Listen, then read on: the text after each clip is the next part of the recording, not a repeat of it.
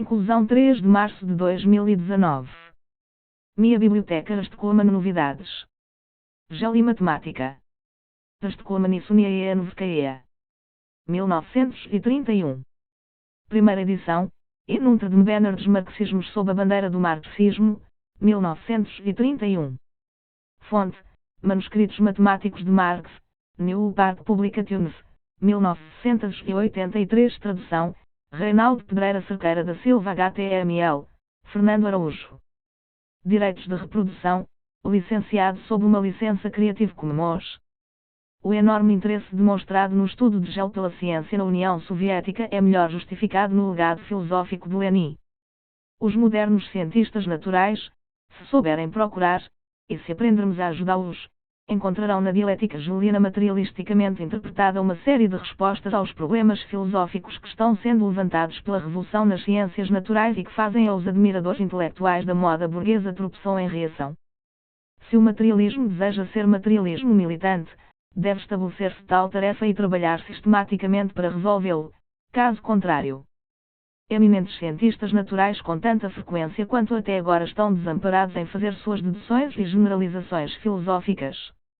Pois a ciência natural está progredindo tão rapidamente e está passando por uma sublevação revolucionária tão profunda em todas as esferas que ela não pode dispensar deduções filosóficas sobre o significado do materialismo militante.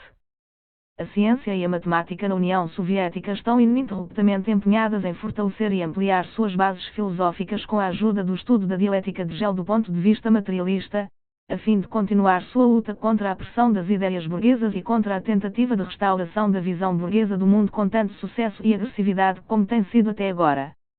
O que está sob consideração para os propósitos da matemática, além de várias passagens das várias obras e da correspondência Marx-Engels, e particularmente Antidring e a Dialética da Natureza e as obras filosóficas de Lenin, são também manuscritos inéditos de Marx, dos quais o Instituto Marx-Engels, em Moscou, possui 865 folhas de quarto escritas em fotocópia.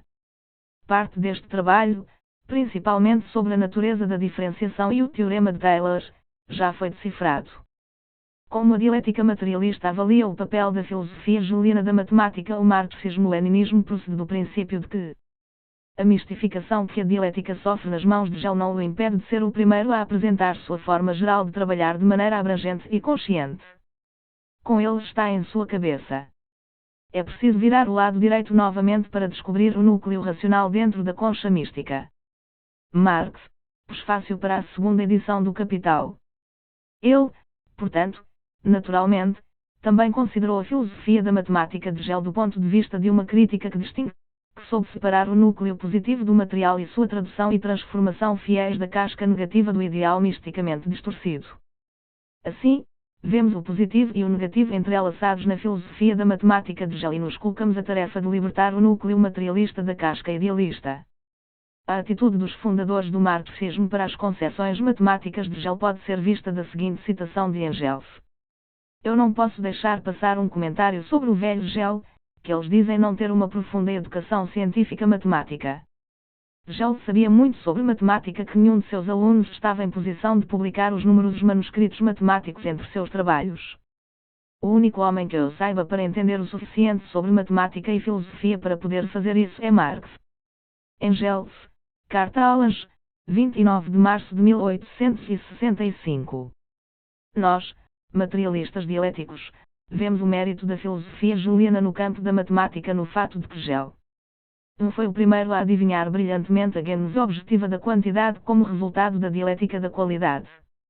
2. Determinou corretamente o assunto da matemática e correspondentemente também seu papel no sistema de ciências e deu uma definição essencialmente materialista de matemática que esmaga a estrutura da perspectiva burguesa do mundo com seu fetichismo quantitativo característico, cantipano matemático.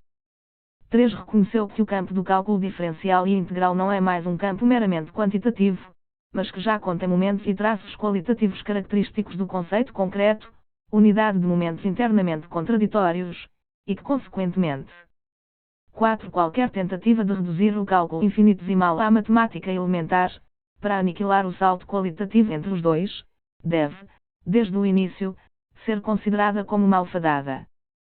5. A matemática, a partir de seus próprios recursos, sem a assistência do pensamento filosófico teórico. Não está em posição de justificar os métodos que ela própria já usa.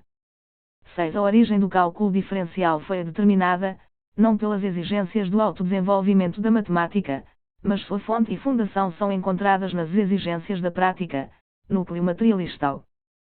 7. O método do cálculo diferencial representa um análogo de certos processos naturais e, portanto, não pode ser compreendido por si mesmo, mas apenas fora da essência do campo em que esse método encontra sua aplicação. As fraquezas, erros da visão de Gell da matemática, que seguem com necessidade de ferro de seu sistema idealista, repousam, do ponto de vista materialista dialético, sobre o fato de que Gell acredita que o método do cálculo diferencial como um todo é um método estranho à matemática, de modo que, dentro da matemática, nenhuma transição pode ser criada entre a matemática elementar e a matemática superior. Consequentemente, contudo, os conceitos e métodos destes últimos só podem ser introduzidos na matemática de uma maneira externa e arbitrária, através da reflexão externa, e não surgem através do desenvolvimento dialético como uma unidade da identidade e diferença do novo e do velho.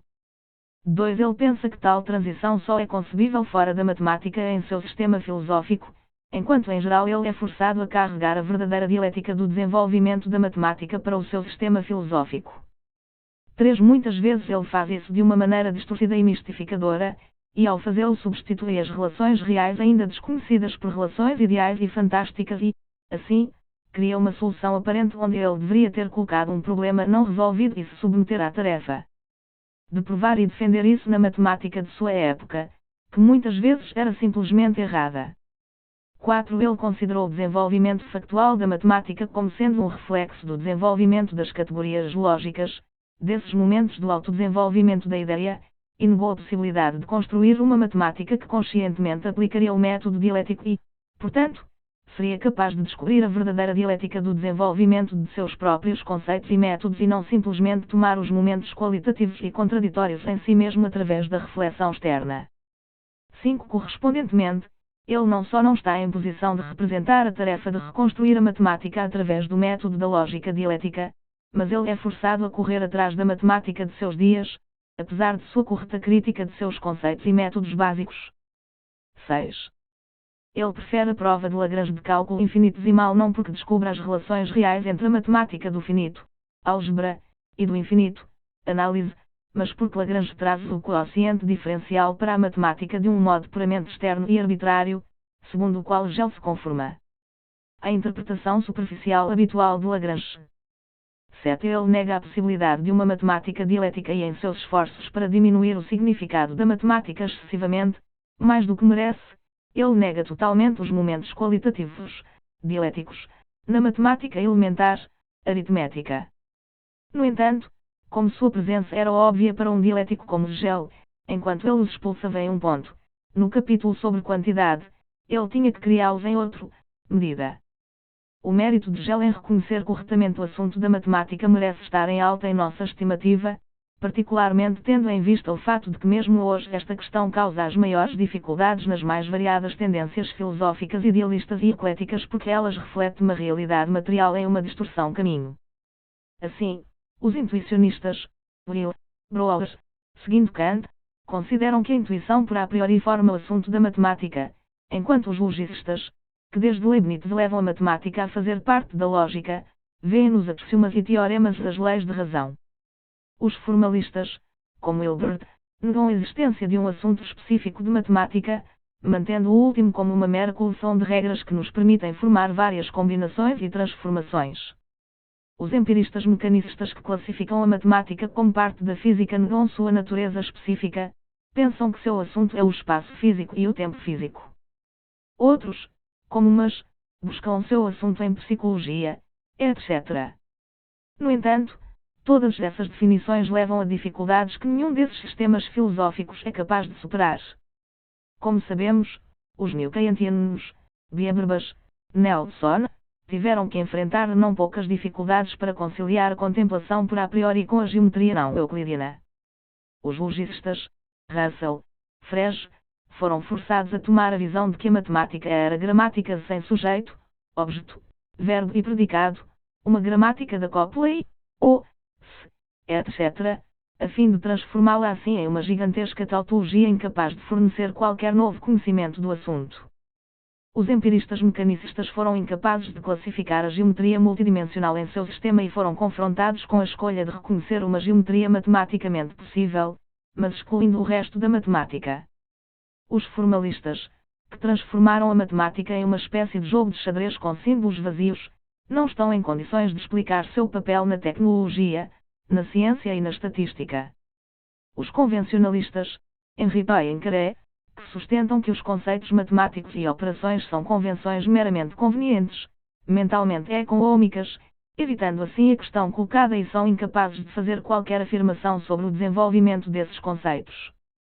Assim, nenhuma dessas escolas filosóficas, que compreendem apenas um lado da realidade, está em condições de compreender a ligação entre matemática e prática e suas leis de desenvolvimento.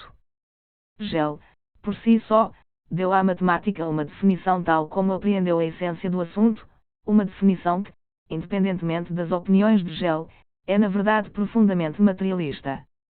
De acordo com Hegel, a matemática é a ciência da quantidade, isto é, da determinação de objetos que não os descrevem como tal, no que os torna especificamente diferentes de outros objetos e de si mesmos em outro estágio de seu desenvolvimento, mas apenas do lado que é externo e indiferente à mudança. A matemática pura lida com as formas espaciais e as relações de quantidade do mundo real, isto é, com material que é realmente muito real. O fato de esse material aparecer de uma forma extremamente abstrata só pode superficialmente esconder sua origem do mundo externo. Mas, para tornar possível investigar essas formas e relações em seu estado puro, é necessário separá-las inteiramente de seu conteúdo, para deixar o conteúdo de lado como irrelevante. Engels, Antilling, 1878, pp 51-52. Essa conexão entre a matemática e a realidade material reproduz a interpretação materialista da definição de Hegel do assunto da matemática. As relações espaciais do nosso espaço físico correspondem às exigências dessa definição, e as formas espaciais realmente são, segundo Hegel, o assunto da matemática, mesmo que não as esgote, já que qualquer relação que ofereça a possibilidade de várias interpretações podem se tornar o assunto da matemática. Assim, por exemplo, os vórtices tratados pela análise vetorial podem pertencer tanto a um fluido quanto à eletrodinâmica, o que não significa, no entanto, que esses vórtices matemáticos sejam um produto da ideia, mas que em si mesmos refletem relações quantitativas reais. Ou seja, a realidade material. Assim, a definição de Hegel capta a essência real da matemática, forma-se a possibilidade de compreender sua ligação com a realidade material e mostra simultaneamente os limites da matemática, seu lugar e papel no sistema de ciências que, como um todo e em seu desenvolvimento, reflete-me objetivamente, material, realidade. Do ponto de vista desta definição, as definições citadas acima não podem ser simplesmente rejeitar uma liminar, do limite, mas realmente superar.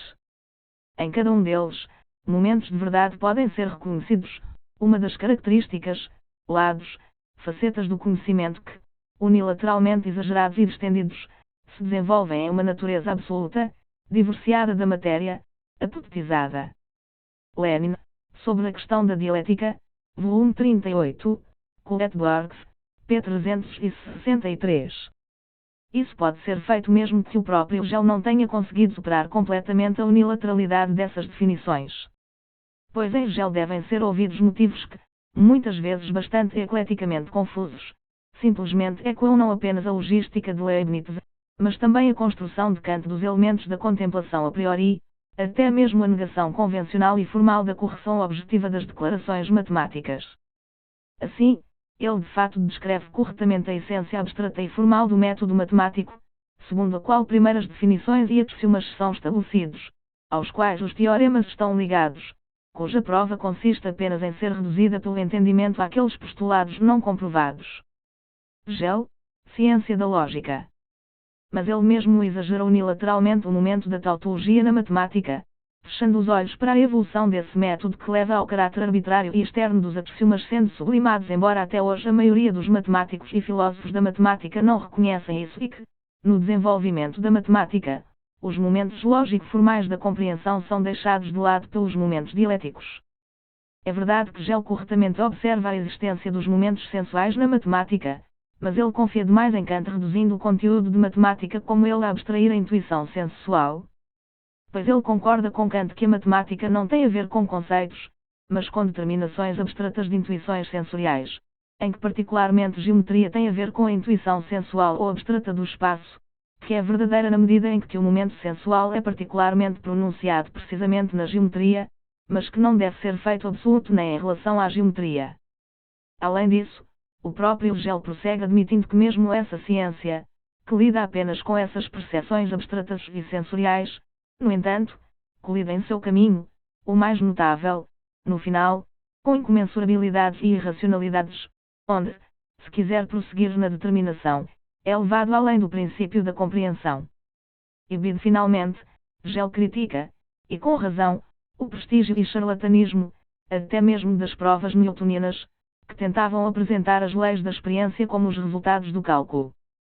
Ele está completamente correto quando afirma que de modo algum cada membro de uma fórmula matemática, tomado por si mesmo, tem que ter um significado concreto e que a correção matemática do resultado não é garantia do sentido real, isto é, a existência corresponderia, do resultado do cálculo.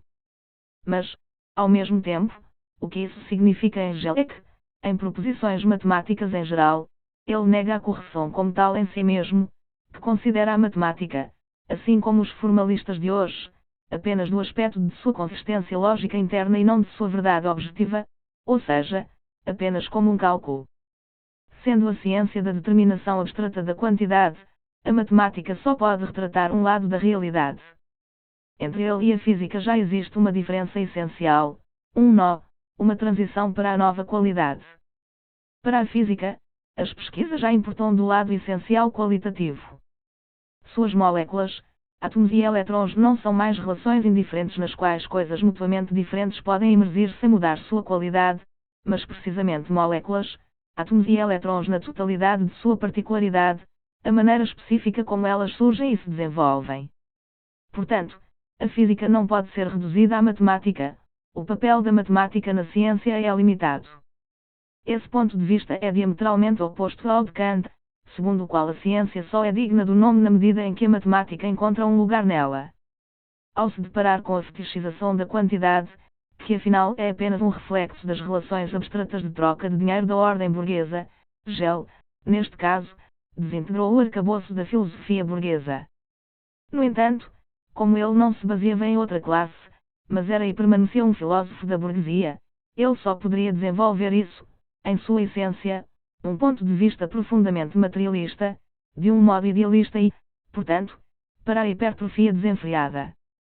O que era materialista neste ponto de vista de Hegel é particularmente claro pelo fato de que é precisamente a notória matematização da física que prestou o maior serviço ao idealismo na filosofia e na ciência.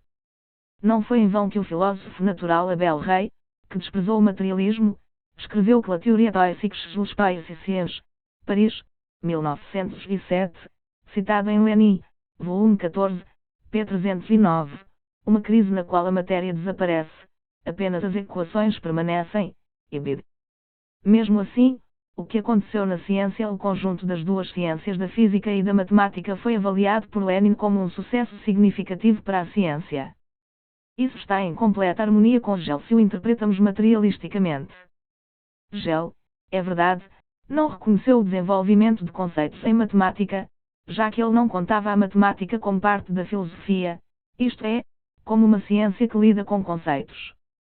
Poder-se-ia também conceber a ideia de uma matemática filosófica conhecida por noções, o que a matemática comum deduz das hipóteses de acordo com o método do entendimento. No entanto, como a matemática é a ciência das determinações finitas de magnitude que devem permanecer fixas e válidas em sua finitude e não ultrapassá-la, a matemática é essencialmente uma ciência do entendimento, e, uma vez que é capaz de fazê-lo de maneira perfeita, é melhor que mantenha essa superioridade sobre outras ciências do gênero, e não se permita adulterar-se misturando-se com a noção, que é de um ponto de vista bastante diferente. Natureza, ou por aplicações empíricas. Hegel, Philosophy of Nature, Millertrud, p. 38. Mas isso não significa que ele ignorou completamente esse desenvolvimento. Não, ele meramente a transferiu da matemática para o seu sistema de filosofia e aqui exigiu completa unidade de desenvolvimento. Entre a geometria e a mecânica deve haver uma unidade, Tudo deve estar ligado por uma cadeia de dedução dialética, pela cadeia de desenvolvimento. Mesmo o fato de que nosso espaço tem precisamente 3 dimensões deve encontrar sua explicação na unidade do desenvolvimento, mas isso não pode ser alcançado apenas com os meios da matemática, mas, como disse Hegel, com os meios da filosofia, como o materialismo dialético mantém com os meios de física. Entre física e matemática há uma unidade de desenvolvimento e não de redução, uma unidade de identidade e diferença. Pois não apenas a ciência, mas a outra também representa, como afirmamos, realidade real, isto é, material em diferentes níveis de complexidade e desenvolvimento.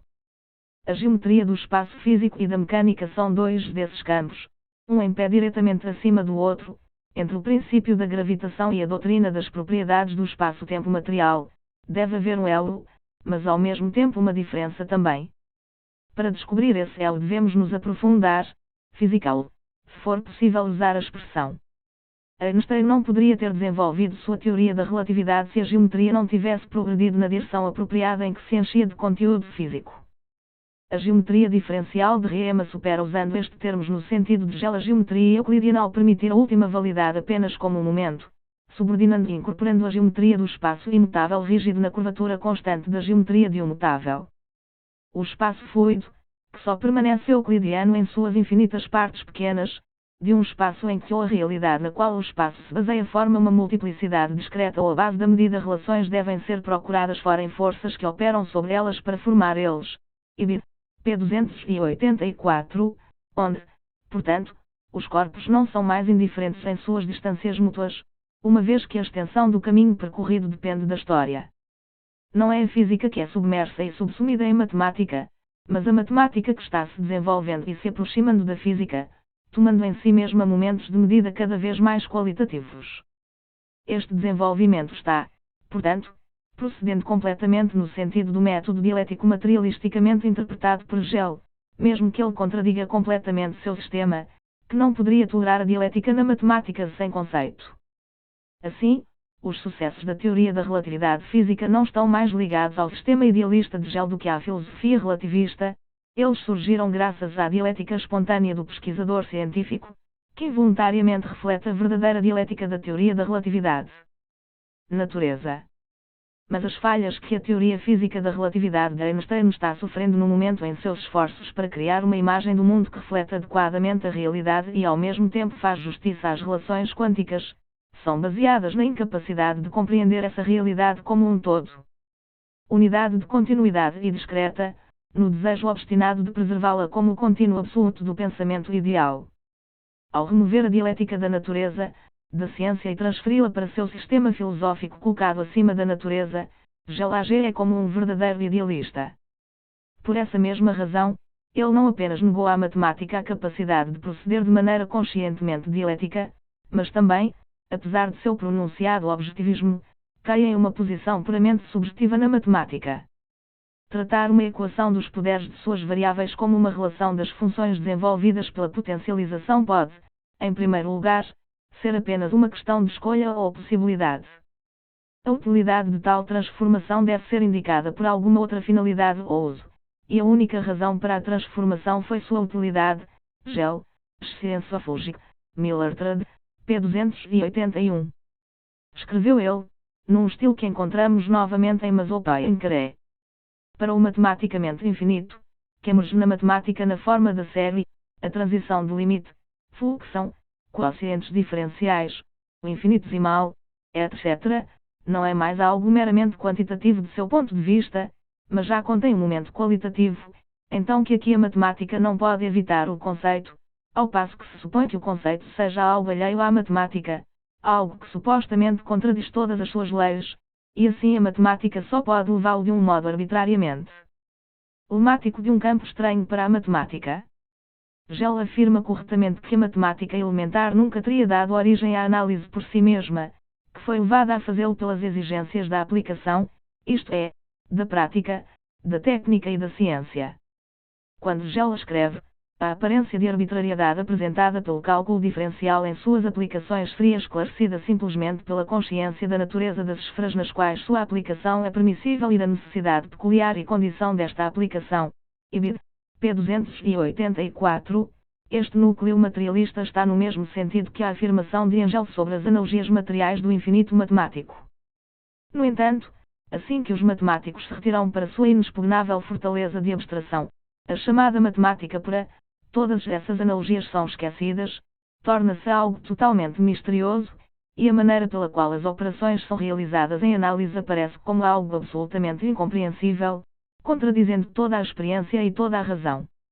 Engels, Dialética da Natureza, p. 271. Mas, como resultado do piscar de olhos idealista de Engel, ele não percebe e, em seu tempo, foi difícil perceber como, por essa influência, todas as operações e conceitos da matemática entraram em ação e todo o edifício matemático se renovou a partir do zero. Ele observa corretamente o fracasso das tentativas de assimilar os novos conceitos por meio de ideias antigas, mas como um filósofo burguês que apenas pretende explicar o mundo e não modificá-lo, ele não se apresenta como tarefa de transformar a matemática. Dialeticamente. Até o final do século passado, até 1830, os cientistas naturais conseguiam lidar muito bem com a velha metafísica, porque a ciência real não ia além da mecânica terrestre e cósmica. No entanto, a confusão já havia sido introduzida pela matemática superior, que considera a verdade eterna da matemática inferior como um ponto de vista superado. Ibid. p. 203. Então Engels afirma, até agora concordando com Engel. Mas a partir daqui a diferença começa, porque Engels continua. Aqui as categorias fixas se dissolviam, a matemática chegara a um terreno em que até mesmo relações tão simples como a quantidade abstrata, o infinito ruim assumiam uma forma completamente dialética e forçavam a matemática, contra sua vontade e sem conhecê-la, a tornar-se dialética. Ibid. Segundo Engel, esses momentos dialéticos, estranhos à matemática elementar das magnitudes constantes, não podem ser adotados pela matemática. Todas as tentativas da matemática para assimilá-las são em vão, já que a matemática não é uma ciência de conceito, portanto naturalmente nenhum desenvolvimento dialético, nenhum movimento de seus conceitos e operações em seu próprio terreno é possível, e a única possibilidade que permanece aberto a ela é concordar arbitrariamente com uma convenção, segundo Lagrange, para designar derivados de determinada função primária como os coeficientes de um membro particular do desenvolvimento da série de Taylor dessa função. Na melhor das hipóteses, o que pode ser mostrado é a conveniência e adequação de precisamente isso e nenhuma outra convenção. O grande dialético critica corretamente todas as tentativas realizadas em sua época para provar a análise, mas ao fazer isso ele não tira a conclusão esperada de que essas tentativas falharão porque não desenvolveram análises dialeticamente, mas tentaram reduzi-las à matemática elementar. Ele conclui, antes, que isso é impossível no campo da matemática, e que isso só é possível no interior da filosofia e em seu sistema de categorias que se desenvolvem uma em relação à outra. Ao conduzir dessa maneira o desenvolvimento dialético a partir da matemática e transferi-lo para seu sistema de categorias puras da lógica, ele frequentemente o submete a mistificações bastante abstrusas, sofisticadas e fantásticas. Como exemplo disso, basta ler como a quantidade intensiva, depois de se unir com o seu oposto, quantidade extensa, passa para um processo infinito, e mais do que isso. As transições artificiais, místicas e mistificadoras de Engel confirmam também neste campo que a dialética idealista, que visa desenvolver conceitos a partir de si, não reflete relações reais e transições. O movimento e desenvolvimento da realidade material torna-se infrutífera por seu momento idealista, que não pode haver dialética científica além da dialética materialista. No entanto, aniquilando a dialética interna do conceito na matemática, Engel se priva da oportunidade de revolucionar a matemática, pelo menos no interior de seu sistema filosófico, e é forçado a se transferir passivamente e provar, em vez de trabalhar e transformar ativamente. E, no melhor dos casos, propor uma mudança de nome, como por exemplo função de desenvolvimento em vez de derivada. Quando Engel afirma que, no interior de seu sistema de categorias lógicas, ele não apenas provou a possibilidade, mas também deu a verdadeira comprovação desse mesmo infinito matemático em todas as suas variedades, nas quais todas as tentativas anteriores de fundamentar a análise haviam na verdade, ele mesmo está trabalhando sob as mesmas imagens mentais contra as quais ele polemiza com tanta nitidez. Assim, por exemplo, Ele está certo quando ele condena como não científico e antimitemático o método de negligenciar infinitesimais de uma ordem superior com base em sua insignificância quantitativa e quando ele declara que o mesmo método é permissível com base no significado qualitativo dessas magnitudes. Como o diferencial é uma relação quantitativa qualitativa, no desenvolvimento x mais dx, nxn igual nxn menos 1 dx mais nnl 1,2. xn2 dx2 mais. A forma de sumas aparece como algo externo e não essencial, do qual, portanto, a abstração deve ser feita. Como o que está envolvido não é uma soma, mas uma relação, o diferencial é dado completamente pelo primeiro termos, escreve ele, obra cite, p. 265, e assim se resgata com as mesmas esquivas e buracos que ele acusa completamente os criadores do cálculo infinitesimal, que na verdade ele segue, com grande esforço para deixar entrar pela janela o que ele acabou de lançar pela porta. Precisamente porque Gell, partindo de seu ponto de vista idealista, não representou a tarefa e não pôde representá-la de reconstruir a matemática por meio da lógica dialética, mas apenas tentou substanciar a mesma no interior de seu sistema filosófico tal como está. Ele nunca realizamos até mesmo essa tarefa, apesar de todo o número dos comentários mais valiosos, e não tivemos nenhuma influência direta sobre o desenvolvimento posterior da matemática, embora esta última, como já mostramos, estivesse avançando espontaneamente ao longo de um caminho dialético. O que é muito mais responsável pelo fato de a dialética de Gell não ter influenciado o desenvolvimento da ciência e da matemática é a estreiteza burguesa que o tratava como um cachorro morto. Isso levou à situação em que tudo o que permaneceu vivo nas obras de Gell é o que Marx e Engels, como os ideólogos do proletariado, deixaram de pé de seus ensinamentos e colocaram a serviço da revolução proletária. Superando a dialética idealista de maneira materialista, Marx, Engels e Lenin foram habilitados, em contraste com Gell, a nos julgar afirmações teóricas verdadeiramente científicas, isto é, apropriadas à realidade material, a praticar, também no campo da matemática, que nos servem como diretrizes para pesquisa, previsão científica e criação. Os pontos nodais aqui são formados pela concepção marxista-leninista das fontes e poderes do desenvolvimento da matemática, de sua essência, a interconexão e significância de suas partes, do que é dialético na própria matemática e do papel que a matemática tem que desempenhar em relação a outras ciências. Mas não é de modo algum verdade que, em matemática pura, a mente lida apenas com suas próprias criações e imaginações. Os conceitos de número e figura não foram derivados de nenhuma outra fonte além do mundo da realidade. Os 10 dedos em que os homens aprenderam a contar, isto é, a realizar a primeira operação aritmética, são tudo menos uma criação livre da mente. A contagem exige não apenas objetos que podem ser contados, mas também a capacidade de excluir quaisquer propriedades dos objetos considerados, exceto seu número, e essa capacidade é o produto de uma longa evolução histórica baseada na experiência. Como a ideia de número, a ideia de figura é emprestada exclusivamente do mundo externo e não surge na mente do pensamento puro. Deve ter havido coisas que tinham forma e cujas formas eram comparadas antes que alguém pudesse chegar à ideia de figura. Como todas as outras ciências, a matemática surgiu das necessidades dos homens, da medição da terra e do conteúdo dos navios, da computação do tempo e da mecânica. Mas, como em todos os departamentos de pensamento, num certo estágio de desenvolvimento as leis, abstraídas do mundo real, se divorciarão do mundo real e se contrapõem a ele como algo independente, como as leis vindas de fora, que o mundo tem que se conformar. Foi assim que as coisas aconteceram na sociedade e no Estado, e desta forma, e não de outra forma, a matemática pura foi subsequentemente aplicada ao mundo, Antidring. pp. 51-52. E mais adiante. O mistério que até hoje envolve as magnitudes empregadas no cálculo infinitesimal, os diferenciais infinitos de vários graus, é a melhor prova de que ainda se imagina que o que estamos tratando aqui são criações livres e imaginações puras do humano. Mente, para a qual não há nada correspondente no mundo objetivo. No entanto, o contrário é o caso. A natureza oferece protótipos para todas essas magnitudes imaginárias. Engels, Antidring, p. 436. Essa concepção, naturalmente, não tem nada em comum com a de empiristas como J.S. Mill, já que ao contrário deles não limita a cognição à indução, mas em contraste com os paninducionistas que Engels reconsidera a lógica como a histórica trabalhada. Assim, os conceitos matemáticos e as conformidades com o direito são considerados não como verdades absolutas, imutáveis e eternas, mas como partes da superestrutura ideológica da sociedade humana ligadas ao destino do último. Portanto, é desnecessário dizer que a principal lei do desenvolvimento social, a lei da luta de classes, não pode permanecer sem influência sobre a matemática.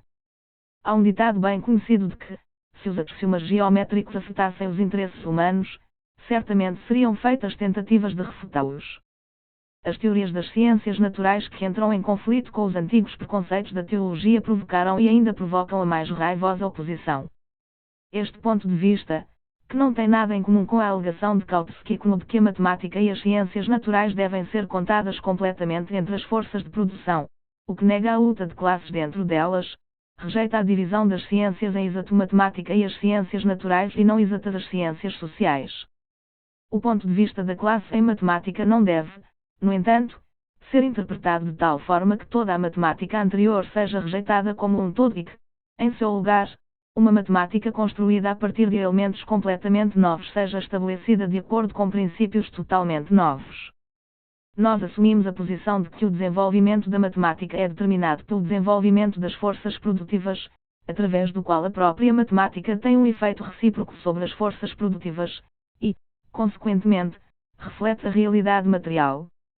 No entanto, as forças produtivas exercem o seu efeito sobre a matemática por meio do elo de ligação das relações de produção, que na sociedade de classes são relações de classe e carimbam a classe distorcida que imprime na matemática. Assim, a matemática exibe uma natureza dupla. O idealismo filosófico é apenas um absurdo do ponto de vista do materialismo bruto, simples e metafísico. Do ponto de vista do materialismo dialético, por outro lado, o idealismo filosófico é um English unilateral e exagerado, de desenvolvimento, inflação, distensão, de uma das características, aspectos, facetas do conhecimento em um absoluto, divorciado da matéria, da natureza, apotese. O conhecimento humano não é, ou não segue, uma linha reta, mas uma curva que se aproxima infinitamente de uma série de círculos, uma espiral. Qualquer fragmento, segmento, seção dessa curva pode ser transformado unilateralmente, em uma linha reta completa, independente, que então, se não se vê a madeira para as árvores, leva ao atoleiro, ao obscurantismo clerical, onde está ancorado pelos interesses de classe das classes dominantes. Retilinearidade e unilateralidade, aridez e petrificação, subjetivismo e cegueira subjetiva veiam as raízes epistemológicas do idealismo.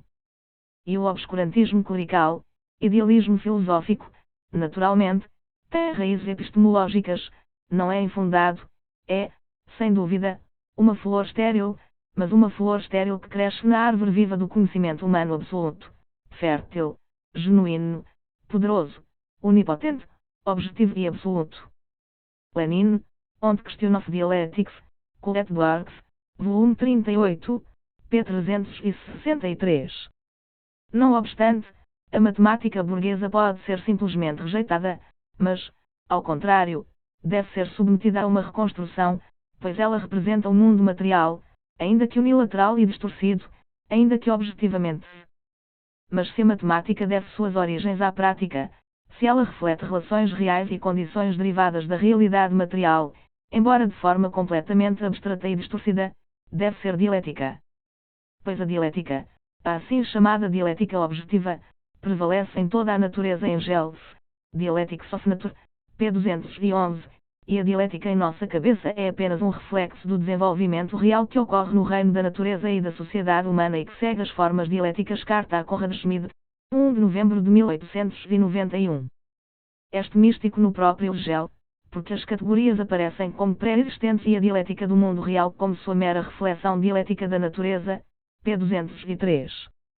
E, na verdade, como já dissemos, Engels sustentava que a matemática superior era dialética, uma vez que a introdução de variáveis por Descartes trouxe para elas, ao mesmo tempo, o movimento e, portanto, também a dialética.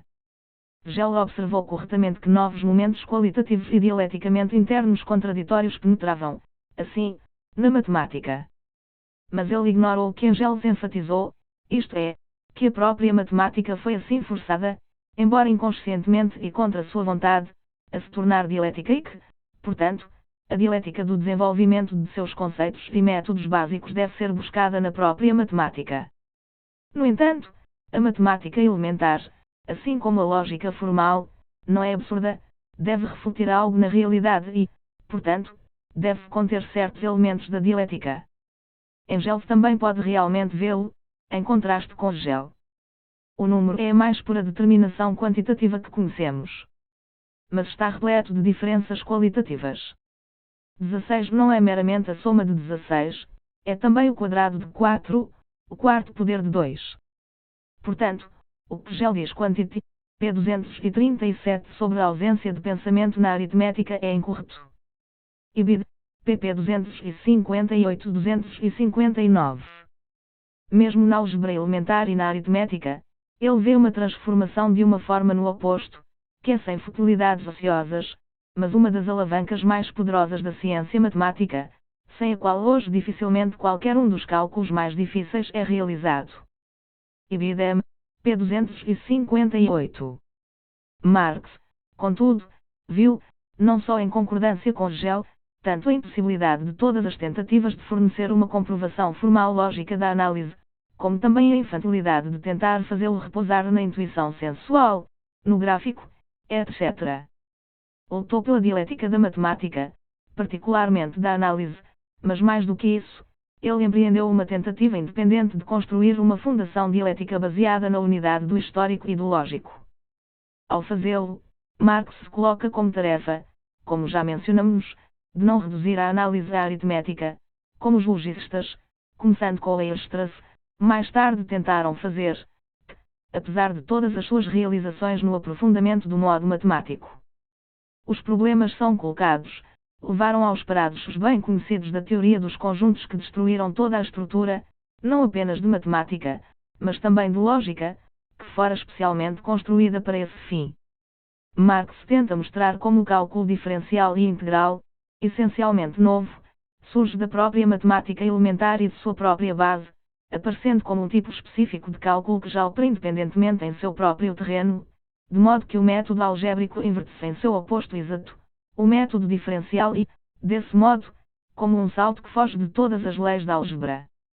Este salto de um tipo específico de cálculo que já opera independentemente em seu próprio terreno, de modo que o método algébrico, portanto, se inverte em seu exato oposto, o método diferencial, e, desse modo, como um salto que vai de encontro a todas as leis da álgebra.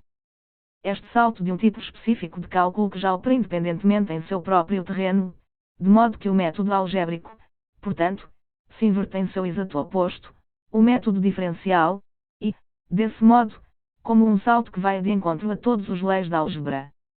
Este salto de álgebra ordinária, e além disso por meio da álgebra ordinária, na álgebra de variáveis está prima facie em contradição com todas as leis da álgebra convencional. Assim como Hegel, Marx está mais próximo de Lagrange em sua prova de análise. Mas sua concepção de Lagrange é fundamentalmente diferente da concepção de Hegel. Hegel concebe Lagrange, como já vimos, de acordo com a habitual interpretação superficial, de modo que Lagrange aparece como um típico formalista e convencionalista introduzindo os conceitos fundamentais de análise em matemática de uma maneira puramente externa e arbitrária. O que Marx admira nele, pelo contrário, é exatamente o oposto, o fato de que Lagrange descobre a conexão entre análise e álgebra e que ele mostra como a análise cresce a partir da álgebra. As conexões reais e, portanto, as mais simples entre o novo e o antigo, escreve Marx, são sempre descobertas assim que o novo assume uma forma arredondada, e pode-se dizer que o cálculo diferencial obteve essa relação através dos teoremas de Taylor e Maclaurin. Assim, Lagrange foi o primeiro a reduzir o cálculo diferencial a uma base estritamente algébrica. Mas, ao mesmo tempo, Lagrange é criticado por Marx por negligenciar o caráter dialético desse desenvolvimento e ficar muito tempo no terreno da álgebra e menosprezar a conformidade com o direito e o método de análise em si. Por essa razão, ele só pode ser usado como ponto de partida a esse respeito. Assim, Marx, o verdadeiro dialético, luta aqui também em duas frentes contra não só a redução puramente analítica do novo para o velho, tão característica da metodologia mecânica do século XVIII, mas também contra a introdução puramente sintética do século XVIII. Novo do lado de fora, que é tão típico dos intuicionistas de hoje, que apresenta o princípio da indução matemática completa como o que é novo, vindo de fora, da intuição e, assim, obliterar a transição entre a lógica e a matemática. Aqui também Marx luta pela unidade dialética, pela unidade de análise e síntese. A partir da concepção materialista dialética da matemática como uma representação, embora extremamente abstrata, das leis do movimento da realidade material, segue-se que o materialismo dialético tem uma estimativa muito mais elevada do papel da matemática do que Hegel. Engels enfatiza particularmente que um conhecimento de matemática e ciências naturais é necessário para uma concepção de natureza que é dialética e ao mesmo tempo materialista, anti-Dring, embora ele não negligencie as dificuldades de aplicá-la aos vários ramos da ciência. Conhecimento e, particularmente, enfatiza que o cálculo diferencial pela primeira vez torna possível para a ciência natural representar matematicamente processos e não apenas estados. Dialética da natureza. As crescentes dificuldades oferecidas à matemática de formas complicadas de movimento, acumulando-se numa série ascendente em saltos da mecânica para a física, da física para a química, daí para a biologia e daí para as ciências sociais, não fazem, na concepção materialista dialética, bloqueiam inteiramente o seu caminho, mas permitem a perspectiva de determinar matematicamente as principais leis da crise econômica capitalista. Marx, Carta a Engels, 31 de maio de 1873. O materialismo dialético considera a dialética dos conceitos apenas como o reflexo consciente do movimento dialético do mundo real, e mantém essa interconexão como válida, a determinação do ideal pelo material, da teoria pela prática como líder na análise final. Segue-se, portanto, que o ponto de vista do materialismo dialético sobre o desenvolvimento posterior da ciência em geral e também da matemática é o oposto direto do ponto de vista de Hegel. Enquanto Hegel apenas tenta substanciar o que já existe, trata-se aqui de uma transformação, da mudança consciente, da reconstrução da ciência com base na prática. Esta atitude, que distingue nitidamente o marxismo-leninismo da filosofia de Hegel e todas as outras perspectivas de mundo idealistas e ecléticas. A ciência atual, a ciência natural e a matemática dos países capitalistas, é, assim como todo o sistema econômico e sociopolítico capitalista, abalada por uma crise sem paralelo tanto em sua extensão quanto em sua profundidade. A crise da ciência, que por si só serve como o melhor testemunho contra a crença difundida, mas completamente infundada, de que as ciências naturais, como a filosofia, são supostamente independentes da política, abala-se sobretudo nas raízes metodológicas. O pânico e a falta de perspectiva que agarram as mentes da classe dominante no campo social reflete-se na ciência, na fuga da maioria de volta ao misticismo, enquanto uma parte dos ideólogos burgueses que se elevaram ao nível de compreendendo teoricamente o movimento histórico como um todo, vai para o proletariado manifesto comunista, esforça-se por compreender as suas perspectivas e metodologias mundiais, o materialismo dialético e impor ciência, e sente-se naturalmente atraído pela ciência da vitoriosa revolução proletária. A atual crise da ciência está, no entanto, destruindo não apenas a justificação filosófica da ciência, mas o esqueleto da própria ciência. Não apenas a priva de meios materiais e força de trabalho, mas leva sua temática ao beco sem saída da perspectiva, trazendo cada vez mais o perigo de que o aparato da própria teoria científica seja embotado e se mostre incapaz de resolver os problemas da prática. Assim Bertrand P. Bertrand, El ideal científico dos matematiciens, 1920, por exemplo, mostra as formas em que o matemático escolhe seus temas hoje em dia, e chega à conclusão desconsolada de que a esmagadora maioria dos novos trabalhos matemáticos consiste em pequenas melhorias e ampliações e analogias de trabalhos antigos, que o método matemático pesquisas de que até mesmo Leibniz reclamou, que levam a uma enxurrada de ensaios e a desgosto com a ciência, ganharão e estão ganhando terreno, mas que nenhum outro caminho pode ser recomendado aos matemáticos, mas que eles deveriam continuar a confiar nas tendências gerais da ciência de sua idade. A origem está na separação, em princípio, da teoria, da prática peculiar à filosofia idealista, no estigma do sem plano suportado por todo o sistema capitalista como um todo. Somente uma filosofia que adota o objetivo de representar adequadamente o movimento da realidade material pode servir à ciência como um farol confiável para preservá-la da separação mortal da prática, da árvore da vida perene. Somente o princípio do planejamento, cuja introdução é incompatível com o princípio da propriedade privada dos meios de produção, com a ditadura da minoria sobre a maioria, pode salvar a ciência de secar em abstrações vazias e, liberando os poderes do talento científico, adormecer nas massas populares, trazê-lo para uma flor nova e inimaginável. A ciência na União Soviética, e a matemática como parte dela, é forte por esse mesmo motivo que possui a dialética de Gell, materialisticamente superada e libertada de distorções idealistas, e os princípios do planejamento socialista, que por sua vez traduzem em realidade a realidade. Doutrinas do materialismo dialético, como diretriz, e novos quadros de massa numericamente crescentes do corpo estudantil proletário, trazendo novos poderes científicos a partir de si mesmos, como portadores. A execução do plano quinquenal, a eletrificação da União Soviética, a construção de novas ferrovias, a implantação de gigantescas obras metalúrgicas, de minas de carvão, etc., a industrialização da agricultura cultiva, a construção de cidades socialistas, a politécnica das escolas e a liquidação do analfabetismo elementar e técnico. Assim, a filosofia de Gell é materializada em ambos os significados da palavra na União Soviética, quanto ao seu conteúdo e como um ato de confusão através da ditadura do proletariado. Como tal, no entanto, é a garantia de que o que é imortal, mesmo nos pensamentos matemáticos de Gell, da propriedade privada de uma casta privilegiada de acadêmicos, protegida por um véu místico, se tornará propriedade comum de milhões de trabalhadores. Início da página.